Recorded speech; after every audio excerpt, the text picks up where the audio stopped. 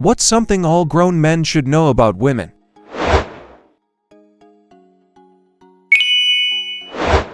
It's lower than you think. I've gotta tie a rope to bedpost to myself to go explore for that damn hole. When we have the towels on our head, our hair is in the towel. Women don't pee from the same hole they have sex with. It's amazing how many people don't know that.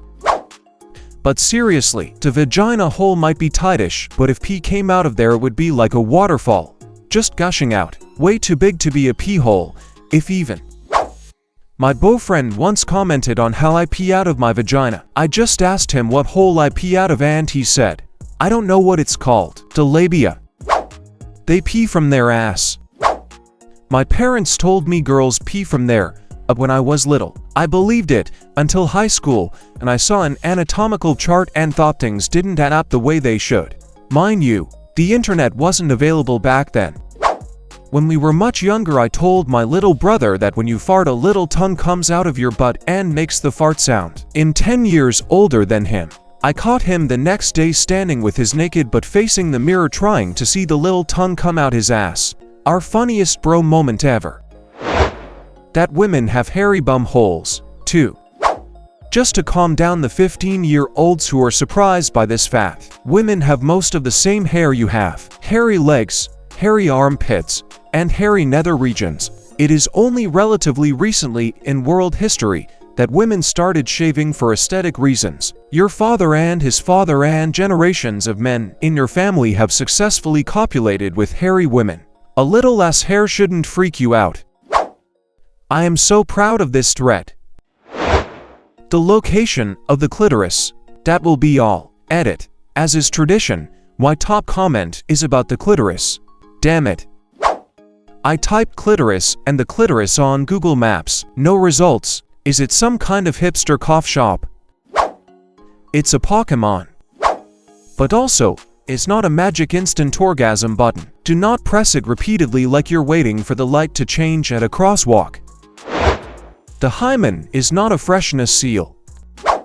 I think it's more important for men to know that a hymen isn't a seal of any kind. Labia come in all shapes and colors. They have absolutely nothing to do with someone's promiscuity. Not to mention the size. Loose fallacy. Vaginas have tons of muscles. They expand and contract. They don't get looser from having lots of sex. They aren't tight because they haven't had sex in a while. If a woman has sex with a man with a huge D, then her vagina will shrink back to normal afterwards. That's how it works. That might all seem like common knowledge, but the stigma of loose, tight vaginas is way too frequent to be healthy, especially in porn.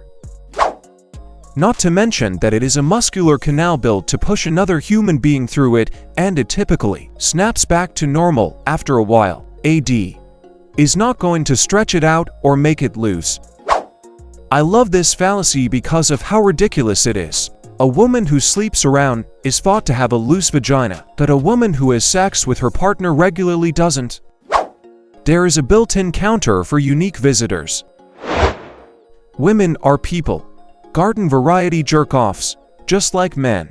Not princesses, not goddesses, not quiet, shy and mysterious outcasts who secretly want someone to blah blah. These are the fantasies of men with warped views of women. Being too precious about females is just as sexist as thinking they're inferior. They're just people. Boring people. When they start telling you some problem in detail, they aren't looking for a solution, they are looking for commiseration. This is the advice you need. Stop looking. Their farts can smell just as rancid as a guy's. Have 3 sisters, can confirm. Periods suck. Please understand we don't choose to have them, and yes, it might make some of us moody or grumpy. Even if a woman seems to be the most confident person in the world, a sincere compliment will rock her world. And if she isn't confident, a sincere compliment will change her world.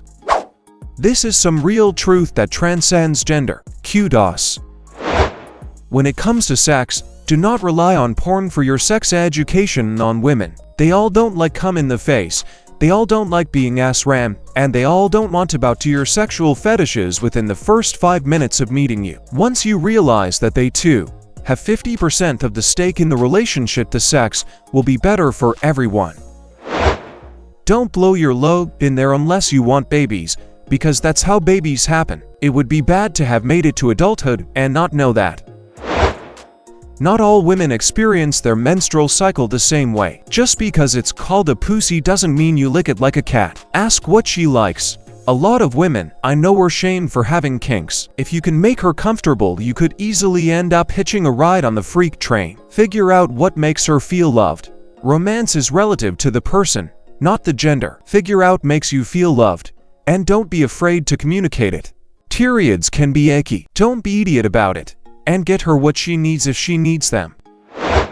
PMS is not something we can always tell is happening. It's hormones, and we hate that it makes us irritable and emotional too. Not everyone's period is regular either, so sometimes you've no idea if it's TMS or you're just in a fragile mood. Also, that not every woman loves chocolate. If we just met you, don't call us sweetie, baby girl, doll, angel, or anything else like that. You might mean well, but it's just insulting. This is gross, but guys piss all nice and neat. Aside from odd instances, women don't manages to seat everywhere in the crack area. That said, women use a lot of toilet paper. A lot. Don't ever bring it up, we know we do, and we can't really help it. Crying is not manipulation. For some of us it is completely uncontrollable, and we are as frustrated and annoyed by it as you are. Of course, there are some women who use it to manipulate, but for most of us, it is absolutely maddening. As for how to deal with it, what I would love to happen when I start crying because I'm angry, frustrated, tired, stressed, etc. I would love the person I'm talking to just sit quietly and let me try and stop and focus on the words I'm saying instead of the fact that I'm crying. Women are different from each other. They're not all the same. They're kind of like people. Come on. Don't stereotype. Not all women are different from each other. And they're definitely not all people. When they want to rearrange the furniture, they aren't necessarily trying to solve a problem with the current arrangement. They might just want change. Don't argue. Just push that couch around. We don't all share a hive mind that wants the same thing and has the same goals and aspirations. Grown men need to drop the idea that women are this weird, strange other species that needs to be figured out and analyzed and gamed. We're all just people. Relax. To be fair, women do tend to think the same about men as well. They are just as sane, crazy, fucked up, twisted, dramatic, loyal, loving, insecure, or any other adjective you can think of as men are. They are not a different species. They are people with hopes, dreams, and flaws as much as any male. I don't have any hopes and dreams.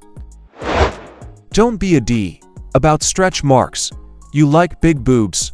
Well then don't complain about the stretch marks it took to grow them. Also cellulite. You can be a size 0 and still have cellulite.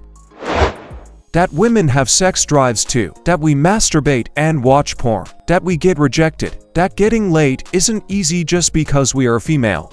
Many men have this fallacious assumption that women can get whatever guy they want, that we don't get rejected, and that we can have sex with whoever we want anytime, that there is enormous pressure to focus on our looks, that we don't expect you to pay all the time, that we can be logical creatures and not sensitive emotional creatures, that we aren't all obsessed with shopping and manicures, that just because we game or like science or sports, we want to be looked at as a tomboy. Like, come on.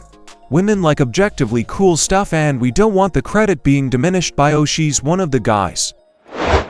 There's a purpose behind pubic hair, to protect the genitals from friction and bacteria. Now, in the modern world, there are ways to get around that, but still, shaving, waxing can be painful. Don't be a jerk if your girl has hair down there. Edit. Being polite about it is a whole different matter. Just don't be a D. I like to imagine I am Indiana Jones, forging my way through the unknown. Don't touch a black woman's hair. And yes, it literally takes all day for our hair to get done. I have really curly hair, and it's super fast and easy to get my curls to come out all flowing and lovely. The real struggle is keeping them that way. People, mostly white people, seem to have no problem just walking up and crushing my curls in their fists. Yeah. Thanks for telling me how nice it looks as you're ruining it. Much appreciated. I once had a guy try running his hands through my hair and he got stuck, not realizing how thick it was. Looking back, it was hilarious, but at the time neither of us were amused. They all love getting unsolicited pics. They also love choosing where to eat and what to watch on TV. They definitely love it when you tell them their best friend is pretty. Also, you stick to those few points, and you'll be waist deep in women in no time. Definitely going to try these. I'll start by the pic. Let's see if your mom is delighted by my unsolicited If you have to ask us if we had an orgasm, we didn't.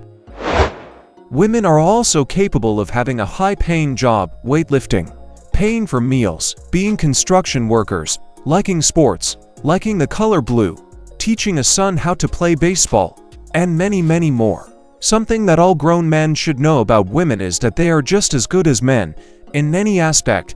Please do not treat them any differently. Thanks for watching. Share your stories in the comments.